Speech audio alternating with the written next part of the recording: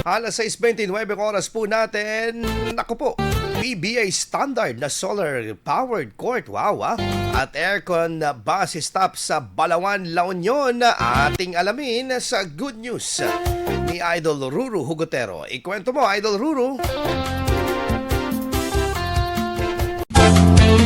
Ipinagmamalaki ngayon sa bayan ng Balawan ang bagong PBA standard na solar power basketball court at ang kauna-unahang air-conditioned bus stop na parehong napapakinabangan na ng mga residente sa La Union.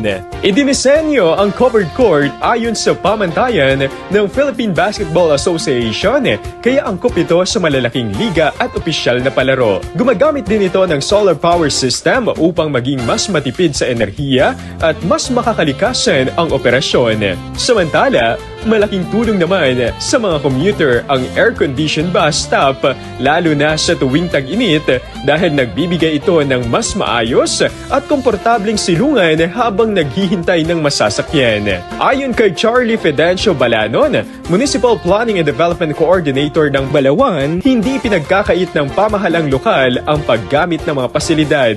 So this is for Balawan, pero din namin pinagkakait sa Tagalabas. Dagdag pa niya, ang pondo para sa mga proyektong ito ay nagmula sa bahagi ng bayan sa tobacco excise tax na inilaan para sa mga programang pangkaunlaran. For the information of everybody, La Union is the #1 recipient beneficiary sa RA 771 tobacco excise tax. Lahat po to. Wala po kaming inutang dyan. So it's for the people of Balawan as well. Bukod sa mga nabanggit na pasilidad, inilaan din ang isang bagong playground na nagsisilbing ligtas at maayos na espasyo para sa mga bata upang makapaglaro at makapaglibang. Sa kabuuan, ipinapakita ng mga proyektong ito ang layunin na mapabuti ang infrastruktura at kalidad ng pamumuhay hindi lamang para sa mga taga-Balawan kundi pati na rin sa mas malawak na komunidad.